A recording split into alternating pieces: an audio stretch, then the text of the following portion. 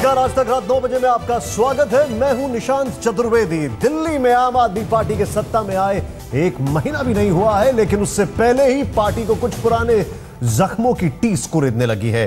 जीत के जश्न में जो सवाल दफन हो जाने चाहिए वो सुरसा की तरह सामने खड़े हो गए। आम आदमी पार्टी के अंदरूनी झगड़े की आग किस कदर भड़क चुकी है, इसका सबूत है वीपी हाउस का कमरा नंबर 514। रविवार दोपहर को जब पूरी दिल्ली बेमौसम की बारिश से सराबोर हो रही थी और दिल्ली वाले अपने घरों में सिमटे हुए थे, उस वक्त इन बंद दरवाजों के भीतर आम आदमी पार्टी का डैमेज कंट्रोल चल रहा था। प्रोफेसर आनंद कुमार, प्रशांत भूषण,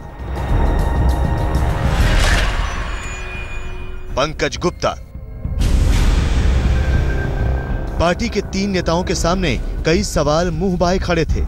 बड़ा सवाल यही था कि पार्टी के भीतर असंतोष से कैसे निपटा जाए। दिल्ली की सत्ता तो हाथों में आ गई, लेकिन एक राजनीतिक पार्टी के तौर पर आपके कामकाज को लेकर तरह तरह के अंदेशे और चिंताएं सामने आने लगी हैं। सवालों की एक बड़ी सी फहरिस्त पार्टी के लोकपाल एडमिरल रामदास की ओर से भी जारी हो चुकी है, उसकी भी चर्चा करेंगे। लेकिन पहले जरा प्रशांत भूषण को सुनिए, जिनकी खुद की भूमिका पर भी उंगलियां उठ रही हैं। क्या चिट्ठी को लेकर कोई बातचीत हुई है आपकी? नहीं, एक मामूली बैठक थी, क्या कोई चर्चा नहीं? नहीं, तो हम लोग के 3 लोगों के साथ इनफॉर्मल मीटिंग थी, बस हम 3 लोग। चिट्ठी को लेकर जिस तरह से सवाल खड़े किए हैं एडमिरल रामदास जी ने, उसको लेकर आप कुछ बोलना चाहेंगे? क्या उससे सहमत हैं आप? नहीं, वो तो जो एडमिरल रामदास की जो चिट्ठी है वो है, उसमें उन्होंने लिखा। प्रशांत भूषण बीच बैठक से ही बाहर निकल आए और बैठक को अनौपचारिक भी बता दिया। लेकिन खबर यही है कि जिन नेताओं को लेकर पार्टी में खलबली मची है, उनमें एक प्रशांत भूषण और दूसरे पार्टी के बुद्धिजीवी चेहरे योगेंद्र यादव हैं। पार्टी का एक बड़ा तबका चाहता है कि पार्टी की पॉलिटिकल एडवाइजरी कमेटी यानी पीएसी का पुनर्गठन हो। पीएसी से योगेंद्र यादव और प्रशांत भूषण को बाहर किया जाए।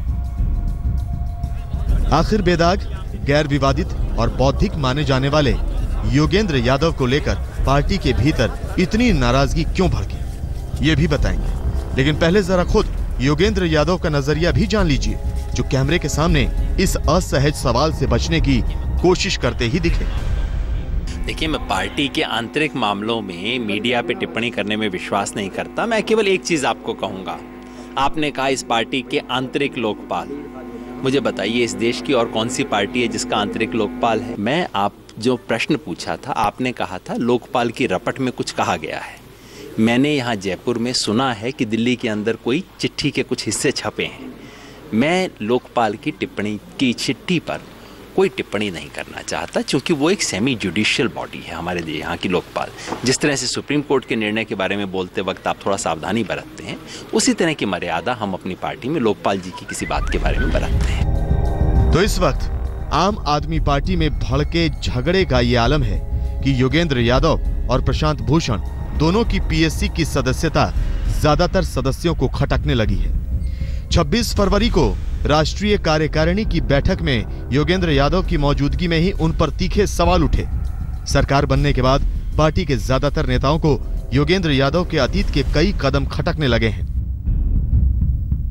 इन नेताओं का आरोप है कि योगेंद्र यादव ने हरियाणा इकाई को परेशान किया, केजरीवाल के खिलाफ गलत खबरें चलवाईं, दिल्ली चुनाव से पहले केजरीवाल को धमकी दी, पार्टी छोड़ने की धमकी देकर अपनी शर्तें मनवाते रहे, पार्टी कार्यकर्ताओं का हौसला गिराने का काम करते रहे।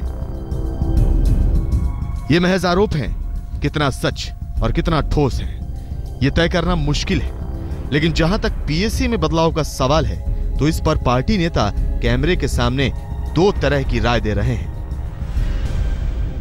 मैं आपको विश्वास से बता रहा हूं कि नेशनल एग्जीक्यूटिव की 1 दिन की बैठक परसों हुई जी। उसमें ऐसा कोई निर्णय नहीं हुआ है पीएसी को बदलने का, किसी को अंदर करने का, किसी को बाहर करने का।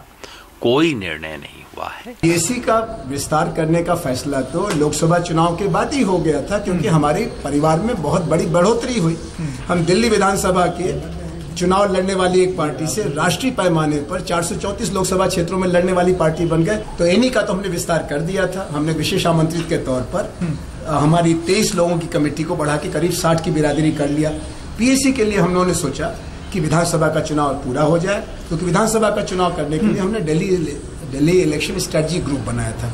अब विधानसभा का चुनाव खत्म हो गया और आशातीत सफलता मिली, तो अब पीएससी के भी विस्तार की, पुनर्गठन की, यानी चिंगारी तो भड़क चुकी है। ये साफ है, इसकी लपटें कहां तक पहुंचेंगी यह आम आदमी पार्टी के डैमेज कंट्रोल से तय होगा। पंकज जैन, दिल्ली आज तक।